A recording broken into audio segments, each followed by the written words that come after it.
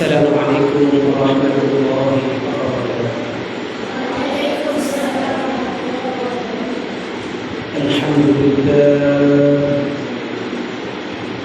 الحمد لله وكفى والسلام على عباده الذين اصطفى.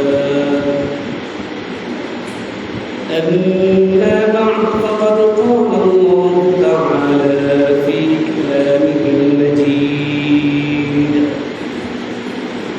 وفي فرقانه الحميد. أعوذ بالله من الشيطان الرجيم. بسم الله الرحمن الرحيم. إن أريد إلا الإصلاح ما استطعت وما توفيقي إلا بالله. وقال رسول الله صلى الله عليه وسلم إنما بعثت مكارم الأخلاق. إنما بعثت لأتمم مكارم الأخلاق أو كما قال عليه الصلاة والسلام. وقال تعالى في شان حبيب محمد صلى الله عليه وسلم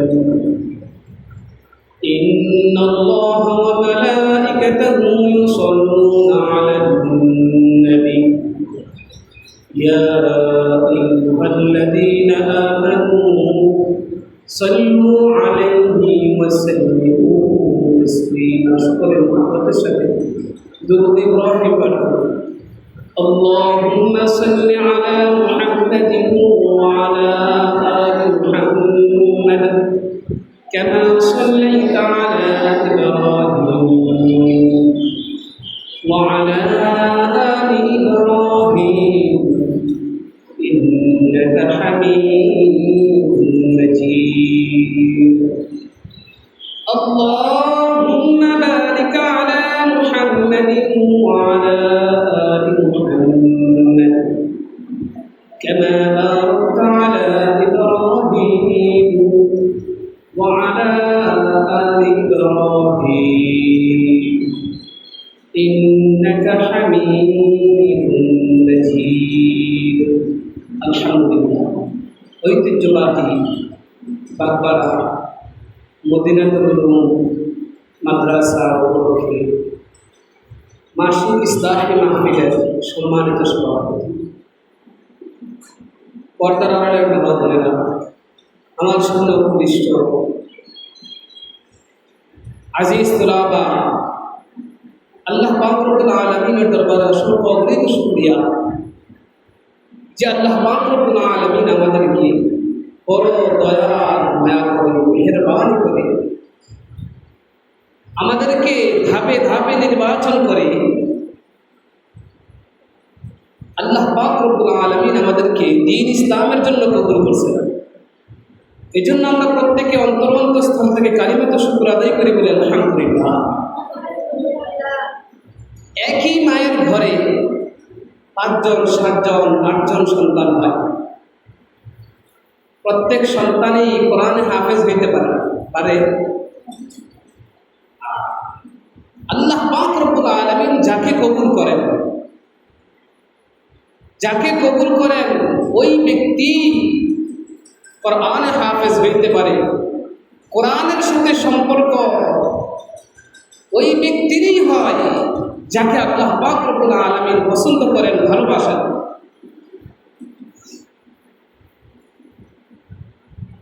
আমরা যখন কিছুই ছিলাম না, আমাদের এই আত্মাগুলো, রূপগুলো লৌহে মাহফুজের মধ্যে আল্লাহ তাআলার কাছে পৃথিবীর বুকে যত মানুষ পূর্বে এসেছে, বর্তমানে আসতেছে, ভবিষ্যতে আসবে, প্রত্যেকটা মানুষের রূপ একসাথে ছিল। যখন সবগুলো রূপ আত্মা একসাথে ছিল, তো আল্লাহ পাক রব্বুল আলামিন প্রত্যেকটা রূহকে উদ্দেশ্য করে একটা প্রশ্ন ছুড়ে দিয়েছিল, আলাস্তু বিরব্বিকুম, আমি কি তোমাদের রব নই? প্রত্যেকটা রূহ দুনিয়াতে আসার পর কেউ কাফের হয়ে যায়, কেউ মুশরিক হয়ে যায়। প্রত্যেকটা রূহ সেদিন উত্তর দিয়েছিল, আল্লাহ, আল্লাহ, আপনি আমাদের রব।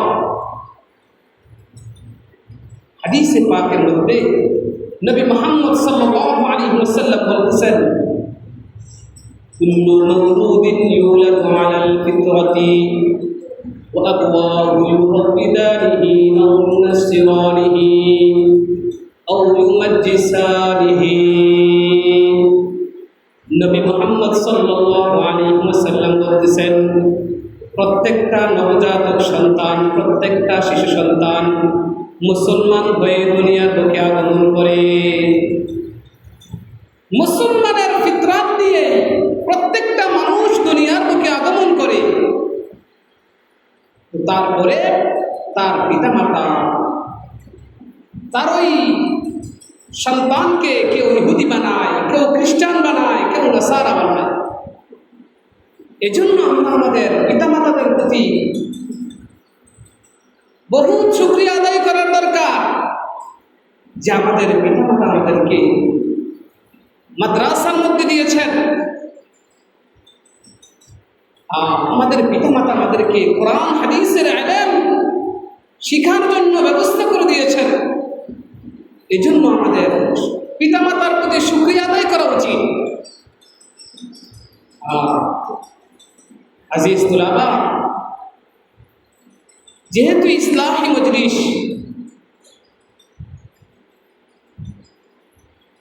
আল্লাহ পাক রব্বুল আলামিনের তৌফিকে ইসলাহ সম্পর্কেই কিঞ্চিত আলোকপাত করার প্রয়াস চালাবো, মা তৌফিক ইল্লা বিল্লাহ।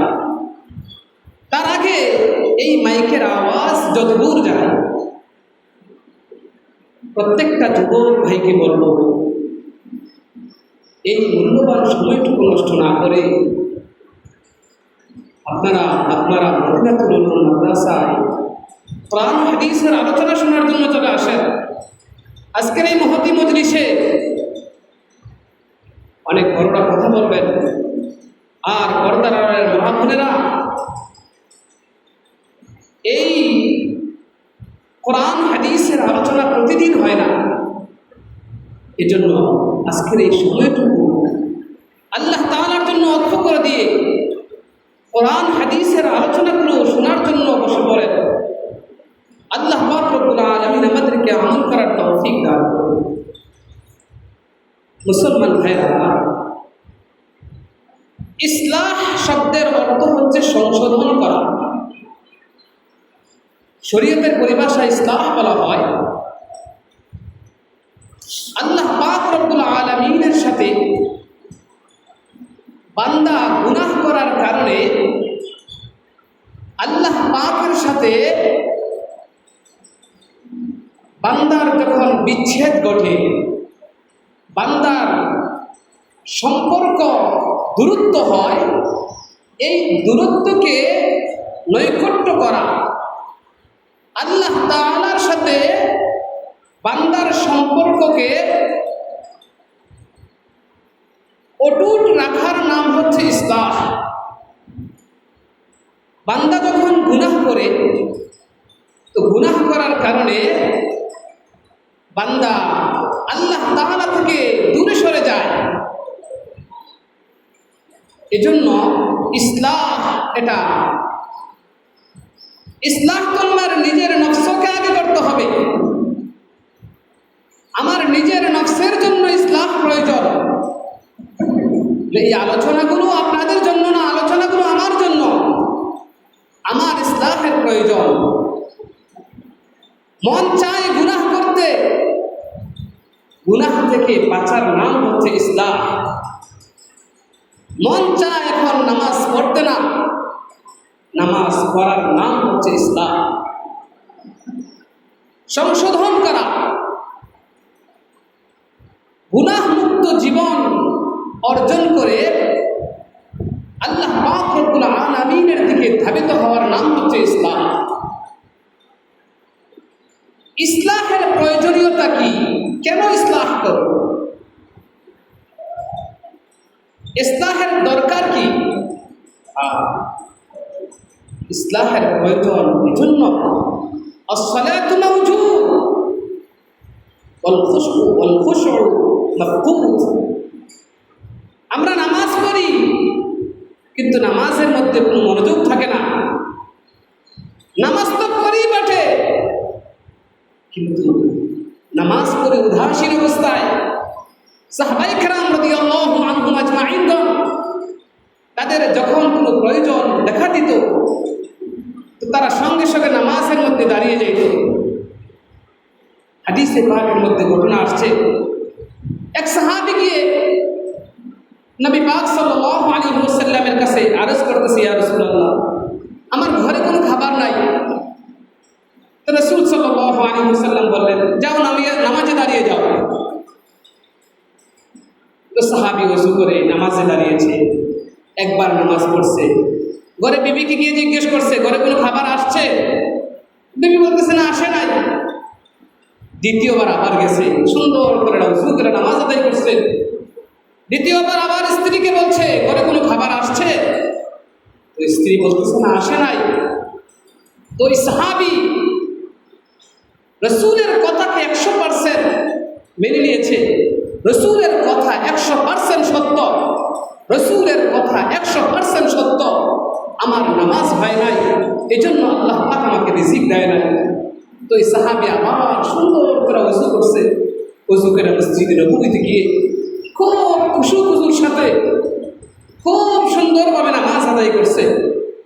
আদায় করে ঘরের মধ্যে গেছে, গিয়ে বিবি সাহেবকে বলতেছে ঘরের মধ্যে কোনো খাবার আসছে? তো বিবি সাহেবা উত্তর দেয় যে ঘরের মধ্যে আমার যত পাত্র আছে সমস্ত পাত্রগুলা আটা দিয়া ভরে ফেলছি। আটার একটা মেশিন ছিল, ওই মেশিনের যে মুখ আছে, দান চোরাই দেখেন না, দান চোরাইতে দেখছেন আপনারা? একটা মুখ আছে না ছোট, যেটা দিয়ে চালগুলো পরে। তো আটা পিষানোর পরে ওই একটা মুখ ছিল, ওই মুখ দিয়ে কুদরতিভাবে আল্লাহ পাক রব্বুল আলামিন আটা পাঠাইতেছে। সুবহানাল্লাহ। তো ওই সাহাবী আর স্ত্রী বলতেছে আটা কোথায় থেকে আসে একটু দেখি। আল্লাহ তাআলার কুদরত যখন দেখতে গেছে তো আটা আসার রাস্তা বন্ধ হয়ে গেছে।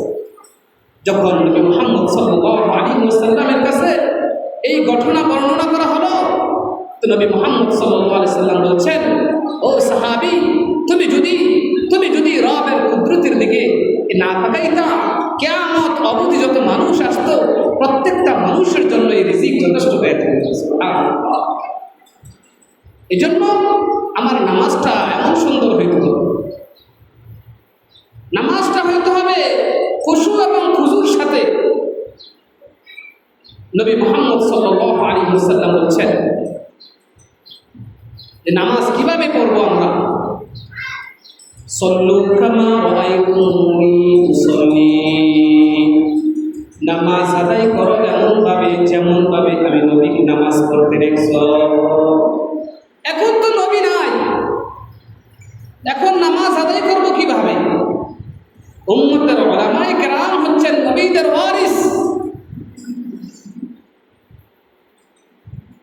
এজন্য উম্মতের উলামায়ে কেরাম যারা আছে, এই যে মদিনাতুল উলুম মাদ্রাসা, এখান থেকে একজন বড় বড় আলেম তৈরি হবে। বলে এটাকে তো বলা হচ্ছে আলেম বানানো, আলেম তৈরি করার কারখানা। বলে ভাগমারা মানুষের বড় সৌভাগ্যবান যে তাদের এখানে একটি মাদ্রাসা, নবীর বাগান তৈরি হয়েছে।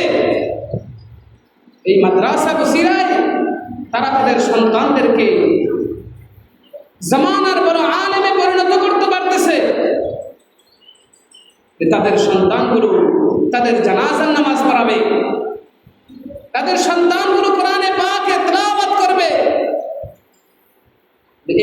মাদ্রাসার কারণে এলাকার মধ্যে যারা কবরবাসী আছে এই মাদ্রাসার উসিলায় তাদের কবরের মধ্যে প্রতিদিন আল্লাহ তাআলা সওয়াব পৌঁছে দিচ্ছে। তারা কত ভাগ্যবান! এই জন্য আল্লাহ পাকের কাছে শুকরিয়া আদায় করা। তো বলতেছিলাম নামাজকে আমার পরিশুদ্ধ করতে হবে। আল হাইয়াতু মাওজুদুন, আল হাইয়াতু মাওজুদাতুন, চেহারার মধ্যে দাঁড়িয়ে আছে, ওয়াত তাকওয়া মাফকুদুন, কিন্তু তাকওয়া নাই। আমার দাড়ি আছে, টুপি আছে, পাঞ্জাবি আছে, মানুষ দেখলে মনে করে অনেক বড় আলেম, আমি অনেক বড় পাক্কা ইমানদার, কিন্তু আমার অন্তরের অবস্থা ভালো না। এই অন্তরের অবস্থা ভালো করার নাম হচ্ছে ইসলাম। নামাজের মধ্যে এই কথা মনে করা, আল্লাহুদাল্লাহা কাআন্নাকা তারাহু ফাইন লাম তাকুন তারাহু ফাইন্নাহু ইয়ারাক। নবী মুহাম্মদ সাল্লাল্লাহু আলাইহি ওয়াসাল্লামকে আল্লাহ পাক রব্বুল আলামিন হাদিসে কুদসির মধ্যে বলেছেন, আনতা'বুদাল্লাহা কাআন্নাকা তারাহু, বান্দা যখন ইবাদত বন্দেগী করো, বান্দা যখন নামাজের মধ্যে দাঁড়াও, তখন এমনভাবে দাঁড়াও যেন কাআন্নাকা তারাহু, যেন বান্দা আল্লাহ তাআলাকে দেখতেছে। নামাজের মধ্যে যদি দাঁড়াই তো এই মনে করে দাঁড়াইতে হবে আমার আল্লাহ আমাকে দেখতেছে। ফাইন লাম তাকুন তারাহু ফাইন্নাহু ইয়ারাক।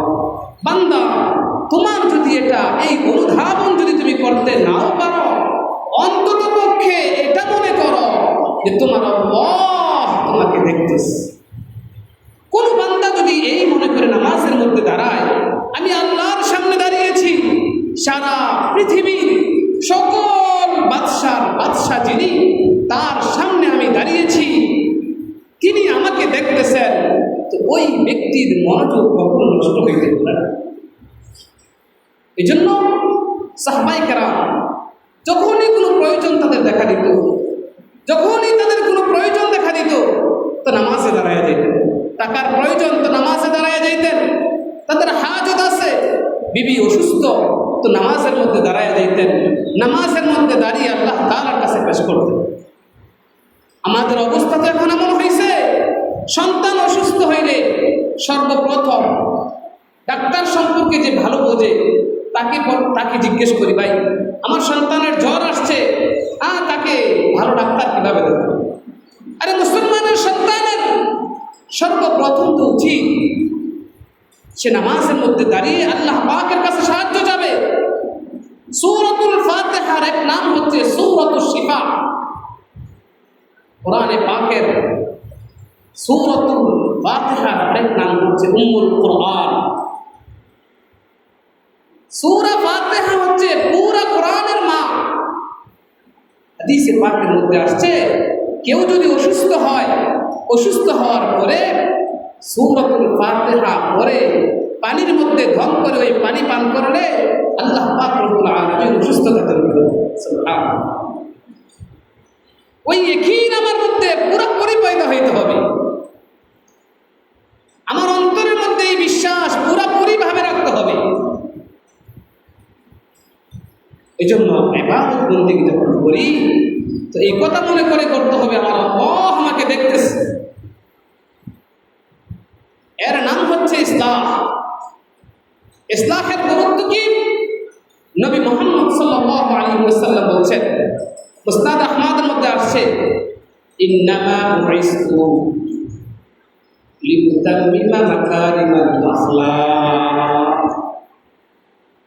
উত্তম চরিত্রকে পরিপূর্ণ করার জন্য আল্লাহ রাসূল বলতেছেন, আমি দুনিয়াতে আবির্ভাব হয়েছি, দুনিয়াতে আমার আগমন ঘটেছে উত্তম চরিত্রকে পরিপূর্ণ করার জন্য।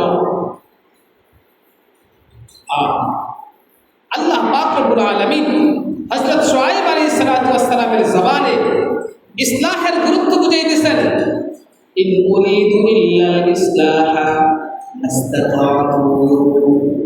আল্লাহ, দুনিয়াতে আমাকে নবী হিসেবে পাঠাইছো, আমার সাধ্য অনুযায়ী আমি চেষ্টা করি ইসলাহ করার জন্য, মানুষের মাঝে সংশোধন করার জন্য, আল্লাহগুলা মানুষদেরকে আল্লাহর সাথে জড়িয়ে দেওয়ার জন্য, নবীগুলা মানুষদেরকে নবীর সাথে সম্পর্ক তৈরি করার জন্য আমি এই চেষ্টাই করি। প্রত্যেকটা উম্মতে মুহাম্মদী এই দরদ থাকা, আমার অন্তর যেন আল্লাহ তাআলার সাথে যেন আমার অন্তর ঢুকে যায়, আমার অন্তর যেন পরিশুদ্ধ হয়ে যায়। ইসলাহ করব 3 জায়গায়। 1 নম্বর, বুখারী শরীফের মধ্যে ইমাম বুখারী রাহমাতুল্লাহি আলাইহি একটা হাদিস আনছেন। সর্বপ্রথম যে হাদিস, আপনারা নুরানিতে যারা পড়েন, নুরানি পদ্ধতি যেই পড়েন, ওই বইয়ের মধ্যেও হাদিসটা আছে। ইসলাহ শুরু করব 3 জায়গায়, 3 কাজে। নাম্বার 1 নম্বর হচ্ছে ইসলাহুন নিয়াহ। ইসলাহুন নিয়াহ, যখনই যেই কাজ করব, ওই কাজ করার পূর্বে আমার অন্তরকে জিজ্ঞেস করব, এই কাজটা আমি কি জন্য করতেছি। অন্তর জবাব দিবে। আপনার মনকে যখন আপনি প্রশ্ন করবেন, এই কোরআনে কারীম কি জন্য তেলাওয়াত করতেছ, আপনার মন, আপনার নফস যদি জবাব দেয়, উস্তাদকে দেখানোর জন্য পড়তেছি, সাথে সাথে আপনার নফসের এই জবাবকে পরিবর্তন করবেন যে না, আমি আমার উস্তাদকে দেখানোর জন্য পড়ি না, না আমি আমার পিতাকে দেখানোর জন্য পড়ি না, না আমি আমার সমাজের মানুষদেরকে দেখানোর জন্য পড়ি না, আমি পড়ি শুধুমাত্র আল্লাহ তাআলার সন্তুষ্টির জন্য। এর নাম হচ্ছে ইসলাহ নিয়াত। আমি নামাজ আদায় করতেছি, মসজিদে যাইতেছি, আপনার নফসকে, আপনার মনকে জিজ্ঞেস করবেন, এই মন তুমি কি জন্য নামাজ পড়তেছ। আপনার মন যদি বলে আপনি মানুষদেরকে দেখানোর জন্য নামাজ পড়েন, তো সাথে সাথে আপনার নিয়তকে পরিবর্তন করবেন, আমি মানুষদেরকে দেখানোর জন্য নামাজ পড়তে যাই না, আমি আমার পিতা মাতাকে সন্তুষ্ট করার জন্য নামাজ পড়তে যাই না, আমি নামাজ পড়তে যাই শুধুমাত্র কেবলমাত্র আমার আল্লাহকে সন্তুষ্ট করার জন্য। আমার নিয়তকে ইসলাহ করতে হবে, আমার নিয়তকে পরিশুদ্ধ করতে হবে। হাদিস পড়ছেন না আপনারা, ইন্নামাল আমালু বিন্নিয়াত, পড়ছেন হাদিস আপনারা? কে কে কয়জনে পারেন হাদিসটা? মাশাআল্লাহ। যত ভালো কাজ আছে, সকল ভালো কাজের ফলাফল কিসের উপর? নিয়তের উপর। যত ভালো কাজ আছে, সকল ভালো কাজের ফলাফল কিসের উপর ভিত্তি করে হয়? নিয়তের উপর। এই জন্য আমি যেই কাজটাই করি, আমার সন্তানকে মাদ্রাসায় দিয়েছি, আমার নফসকে প্রশ্ন করব, এ নফস, তোমার সন্তানকে কি জন্য মাদ্রাসায় দিয়েছ? নফস যদি বলে অমুকের ছেলেকে মাদ্রাসায় দিয়েছি, অমুকের ছেলেকে মাদ্রাসায় দিয়েছে, এই জন্য আমার ছেলেকে দিয়েছি, তো নিয়তকে পরিবর্তন করো, না না আমার সন্তানকে, অমুকের সন্তানকে মাদ্রাসায় দেওয়ার কারণে দেই নাই, আমার সন্তানকে মাদ্রাসায় দিয়েছি শুধুমাত্র আল্লাহ তাআলাকে সন্তুষ্ট করার জন্য। আমার সন্তানকে মাদ্রাসায় দিয়েছি, আমার দেহ থেকে যখন আমার রূহটা বের হয়ে যাবে, দেহ থেকে যখন প্রাণ পাখিটা বের হয়ে যাবে, তো ওই আমার সন্তান শেষ বিদায়ের যে জানাজা, আমার সন্তান শেষ বিদায়ের জানাজার নামাজটা আদায় করবে।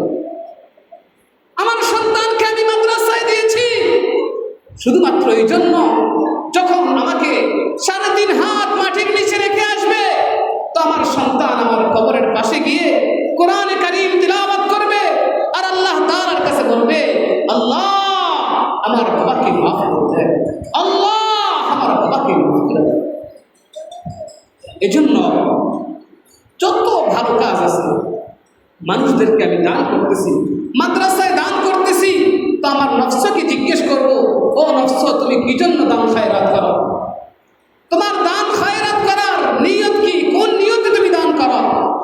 তোমার নফস যদি বলে মানুষদেরকে দেখানোর জন্য আমি দান করি, মানুষদেরকে দেখানোর জন্য আমি দান করি, তো তোমার নিয়তকে পরিবর্তন করে ফেলো, তোমার নিয়তকে পরিবর্তন করো। তোমার অন্তরের মধ্যে এই নিয়ত আনো যে না, আমি মানুষদেরকে দেখানোর জন্য দান করি না, আমি দান করতেছি শুধুমাত্র আমার আল্লাহকে সন্তুষ্ট করার জন্য। এই জন্য আমার নিয়তকে কি করতে হবে? পরিশুদ্ধ করতে হবে। আজিজ তোলাবা, আমরা মাদ্রাসায় পড়তেছি, আমাদের বর্তমানে এই সময়টা হচ্ছে একটা ফুলের কলি যখন ফোটে, একটা ফুলের কলি যখন ফোটে ছোট থাকে, তো ওই সময় যদি গাছের মধ্যে পানি না দেওয়া হয় তো ফুলের কলিটা ঝরে যায়।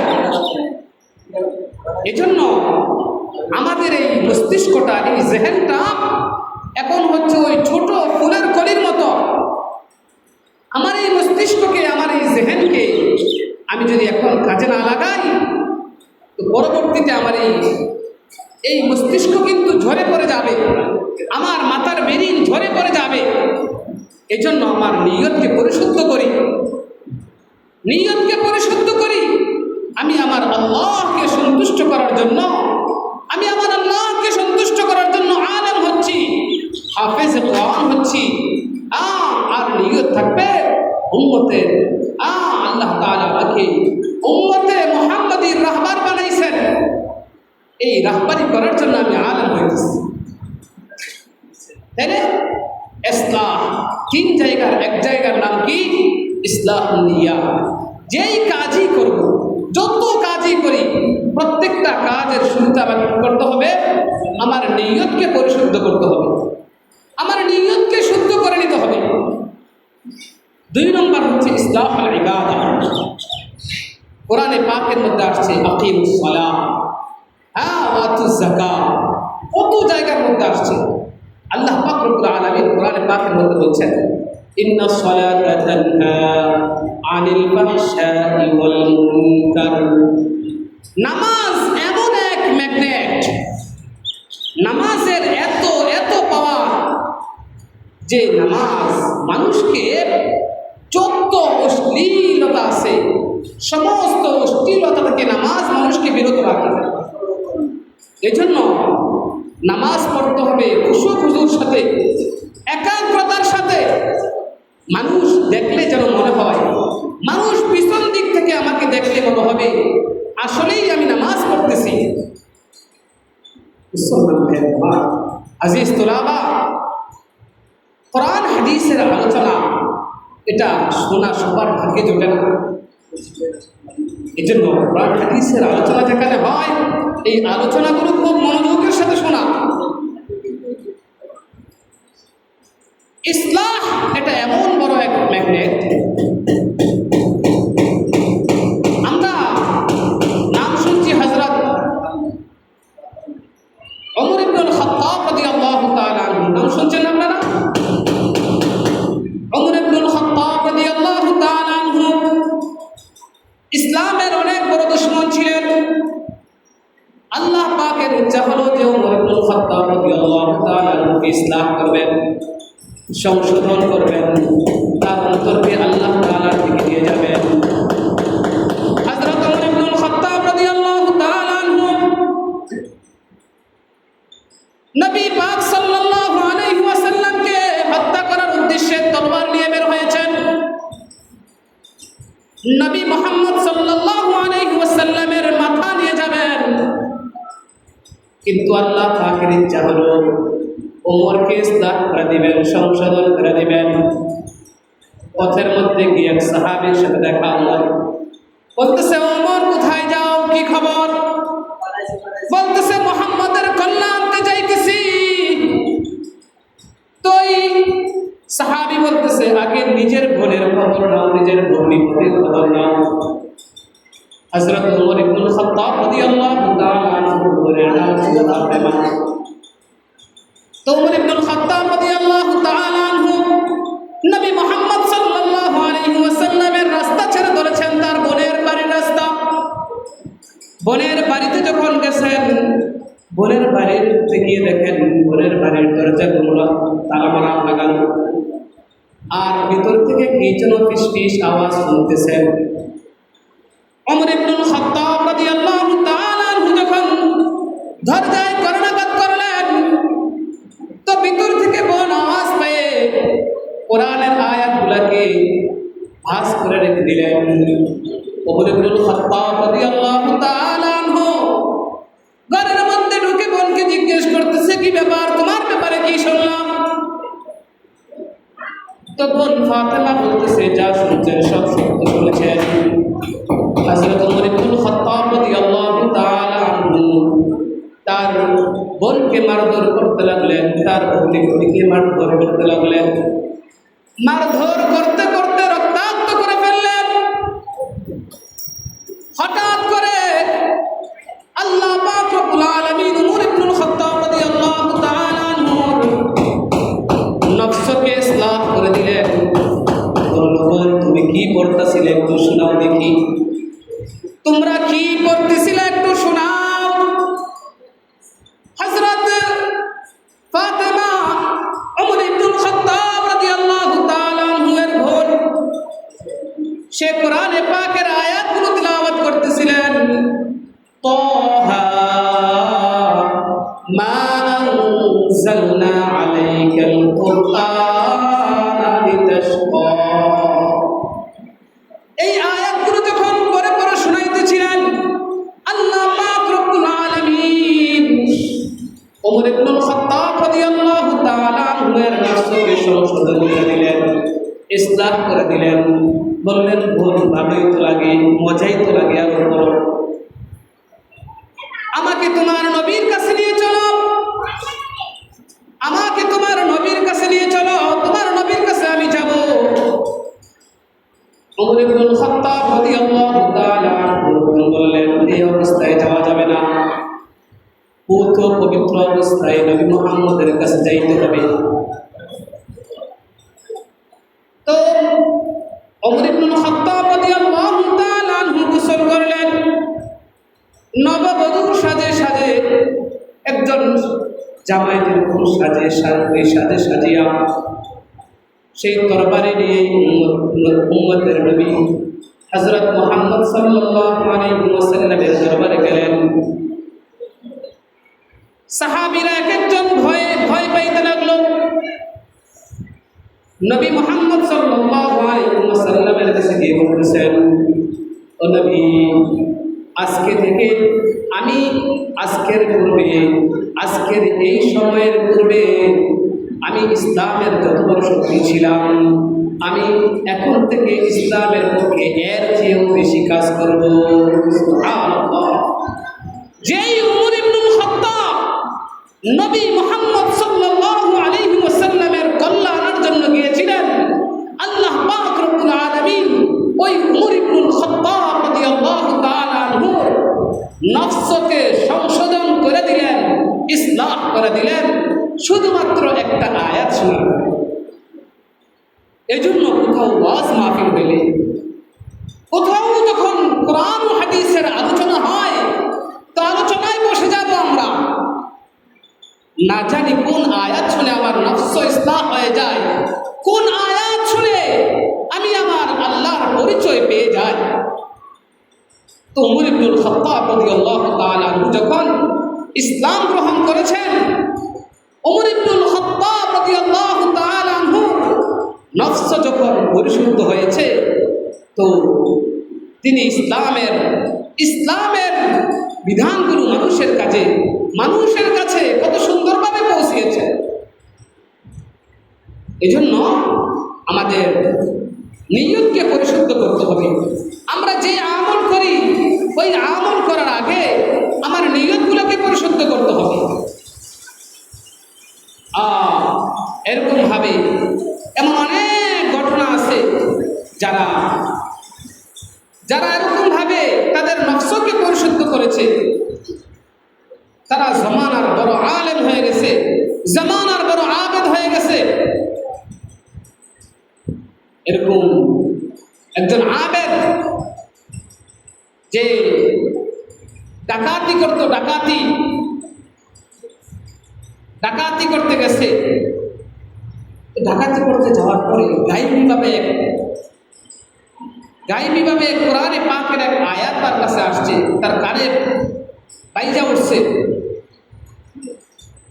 যে আয়াতের অর্থ হলো, যারা আল্লাহ তাআলার প্রতি ঈমান আনে তাদের কি এখনো আল্লাহ পাকের স্মরণে তাদের অন্তরগুলো কি বিগলিত হয় না?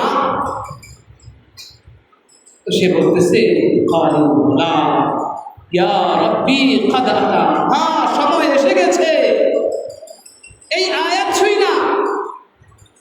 সে পরের দিন চুরি ডাকাতি সব কিছু ছাইরা শুধুমাত্র এক আল্লাহর জন্য নিজের জীবনটাকে অর্পণ করে দিচ্ছে। এই জন্য আজিজ তোলাবা, পর্দার আড়ালের মা বোনেরা, আমাদের নফসকে ইসলাহ করতে হবে, আমাদের নফসকে পরিশুদ্ধ করতে হবে। আমরা প্রত্যেকেই দায়িত্বশীল। হাদিসে পাকের মধ্যে নবী মুহাম্মদ সাল্লাল্লাহু আলাইহি ওয়াসাল্লাম বলেছেন, আলা কুল্লুকুম রাইন ওয়া কুল্লুকুম মাসউলুন আন রাইয়াতিহি। আলা সাবধান, কুল্লুকুম রাইন, তোমরা প্রত্যেকেই দায়িত্বশীল, ওয়া কুল্লুকুম মাসউলুন আন রাইয়াতিহি, তোমাদের দায়িত্ব সম্পর্কে তোমাদেরকে জিজ্ঞেস করা হবে। আমি মাদ্রাসায় পড়তেছি, আমারও দায়িত্ব আছে। আমার দায়িত্ব কি? আমার দায়িত্ব হলো মাদ্রাসা যখন বন্ধ হয় তো মাদ্রাসার বন্ধে গিয়ে আমার বাবা মা ভাই বোন তারা যে আছে তাদেরকে কোরআনে পাক শুদ্ধভাবে শেখানো। যদি আমি আমার দায়িত্ব পালন না করি, ময়দানে মাহশারে আমার আল্লাহ আমাকে ধরবে। এখন বাবা মাকে কিভাবে শিখাবো? ভদ্রভাবে শিখাইতে হবে। কিভাবে? বলবেন, মা দেখেন তো আমার সূরা ফাতিহাটা হয় কিনা। আপনি আগে শোনাবেন মাকে, আমার সূরা ফাতিহাটা হয় কিনা একটু দেখেন। তো আপনার সূরা ফাতিহা শুনে আপনার মায়ের, আপনার বাবা যদি কোনো ভুল থাকে তো ভুলগুলো সংশোধন হয়ে যাবে।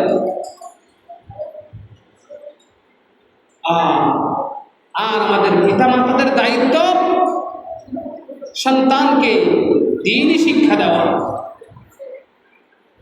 আমি তো বলি, উম্মতে মুহাম্মদী সব চাইতে বড় বিশ্ববিদ্যালয়ের নাম হচ্ছে মায়ের কোল। যেই মায়ের কোলের মধ্যে সন্তান ভালো শিক্ষা পাবে, ওই সন্তান দ্বীন ইসলামের উপর বড় হবে। কারণ ওই মা তার সন্তানকে সর্বপ্রথম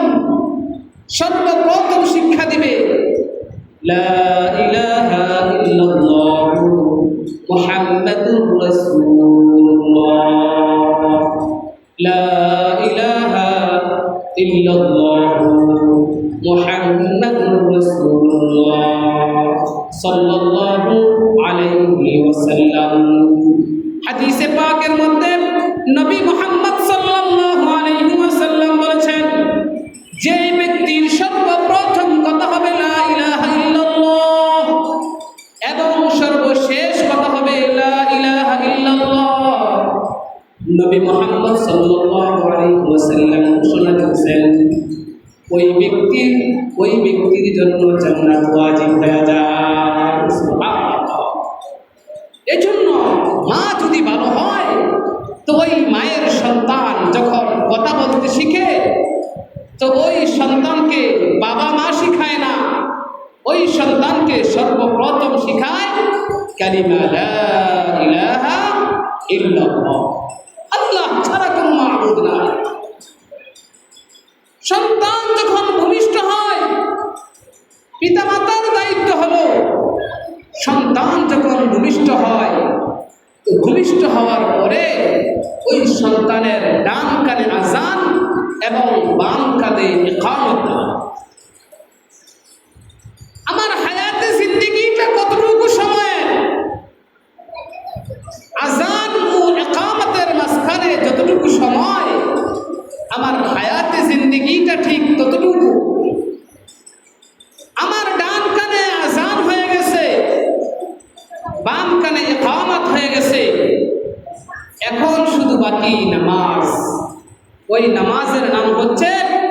জানাজার নামাজ।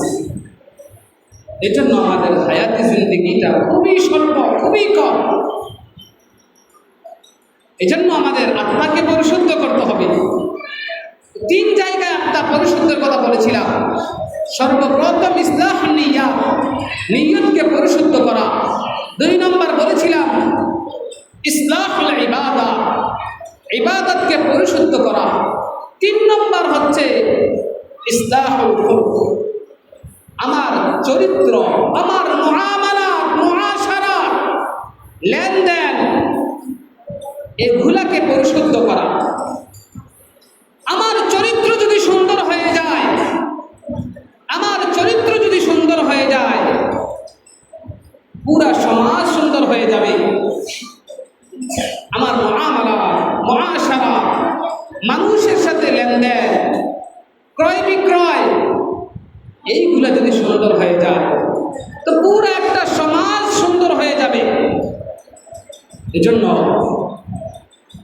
আমার চরিত্রকে সুন্দর করতে হবে। মানুষ দেখলে যেন আমাকে চরিত্রহীন না বলে। আজিজ তোলাবা, শয়তান আপনাদের পিছনে পুরা 24 ঘন্টা লেগে থাকে। এজন্য শয়তান কিন্তু মানুষকে সরাসরি ধোঁকা দিতে পারে না। শয়তান আইসা কি করে, এই কোনো ঘরের দরজা যখন বন্ধ থাকে, ঘরের দরজা যখন তালা দেওয়া থাকে, তো তালা দেওয়া থাকলে কি ডাইরেক্ট প্রবেশ করা যায় ঘরের মধ্যে? প্রবেশ করা যায় না। কি করে আইসা দরজার মধ্যে নক করে, টোকা দেয়। তো ঘরে যদি কেউ থাকে তো দরজা খুললে তারপরে বাইরের ব্যক্তি কি করতে পারে, ঘরে প্রবেশ করতে পারে। ঠিক তদ্রূপভাবে শয়তান মানুষদের অন্তরে ডাইরেক্ট প্রবেশ করতে পারে না যদি মানুষ তার অন্তরের দরজা না খোলে।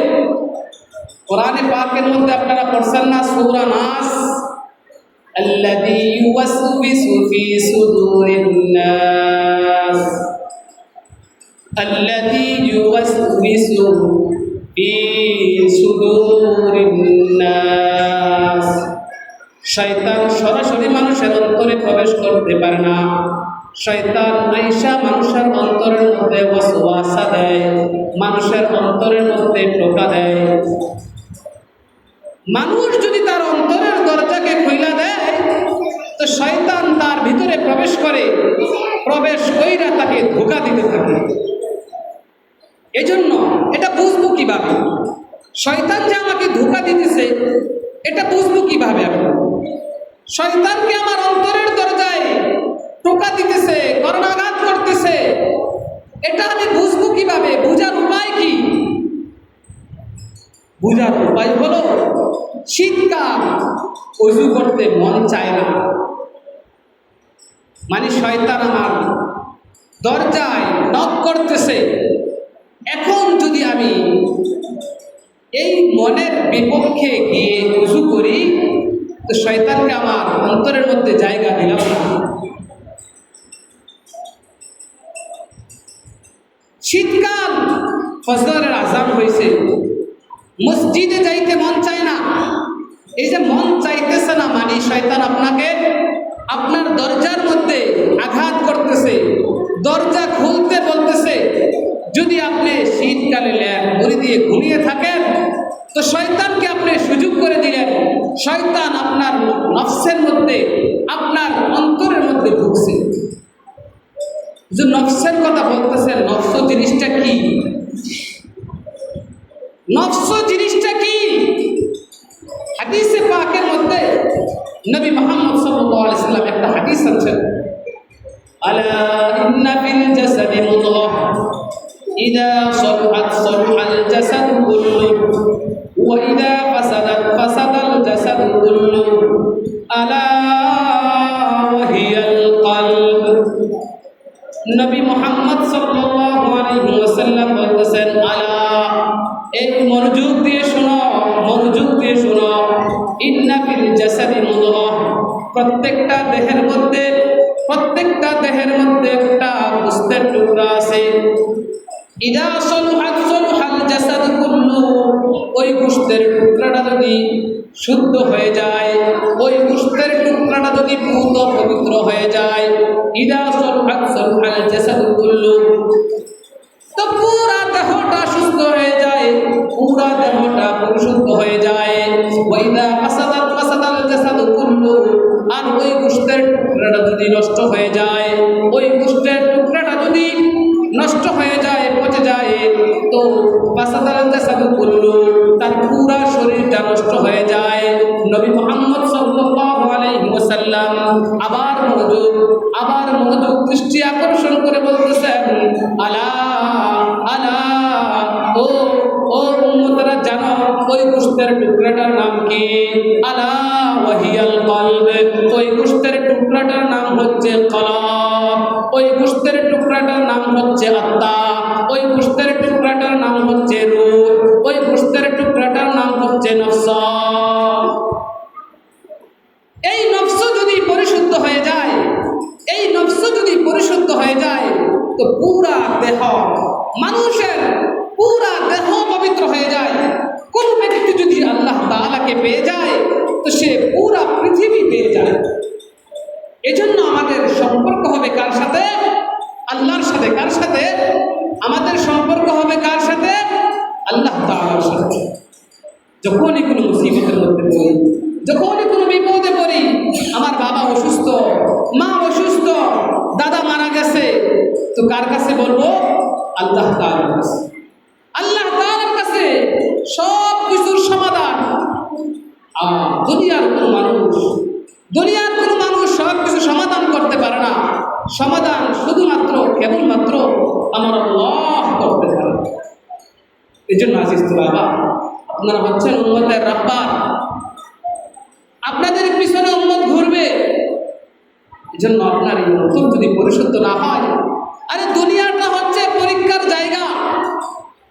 উলাইকাল্লাযীনা ইমতাহানাল্লাহু কুলুবাহুম লিত-তাকওয়া,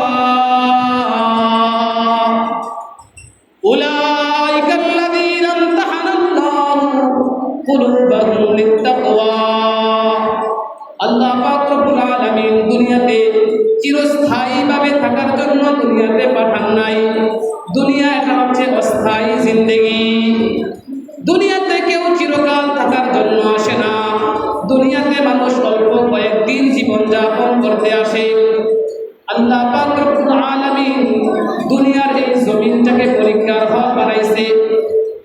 পরীক্ষার হলের মধ্যে একটা ছাত্র যা মন চায় তাই করতে পারে, চাইলে সে লিখতে পারে, চাইলে সে ঘুমাইতে পারে, যা মন চায় সে তাই করতে পারে। সময় হচ্ছে 3 ঘন্টা। ওই 3 ঘন্টা সময়ের মধ্যে একটা ছাত্র যা মন চায় তাই করতে পারে। দুনিয়াটা হচ্ছে একটা পরীক্ষার হল। বান্দা চাইলে গুনাহ করতে পারে, বান্দা চাইলে নেক আমল করতে পারে, বান্দা চাইলে আল্লাহ তাআলার কুদরতি পায়ে সিজদা দিতে পারে, বান্দা চাইলে গুনাহের মধ্যে লিপ্ত হইতে পারে। আল্লাহ তাআলা কিছু বলবেন না। আল্লাহ তাআলা বলতেছেন, উলাইকাল্লাযীনা ইমতাহানাল্লাহ, উলাইকাল্লাযীনা ইমতাহানাল্লাহ কুলুবাহুম লিত-তাকওয়া। আল্লাহ তাআলা বলতেছেন, পৃথিবীটা হচ্ছে, দুনিয়াটা হচ্ছে একটা পরীক্ষার হল। পরীক্ষার বিষয়বস্তু হচ্ছে তাকওয়া। অন্তর নামক যে বস্তুটা, আল্লাহ তাআলা ওই অন্তরের পরীক্ষা নেবেন। পরীক্ষক হচ্ছে আল্লাহ। আমাদের প্রত্যেকের দেহের মধ্যে 7টা সিসি ক্যামেরা আছে। যেই সিসি ক্যামেরাগুলো পর্যবেক্ষণ করে আল্লাহ। আমাদের দেহের মধ্যে 2 কাঁধের মধ্যে 2 ফেরেশতা দিয়ে দিয়েছে, জানেন আপনারা? 2 কাঁধের মধ্যে 2 জন ফেরেশতা আছে। ডান কাঁধের ফেরেশতা কি লেখে? ভালো আমলগুলা লেখে। আর বাম কাঁধের ফেরেশতা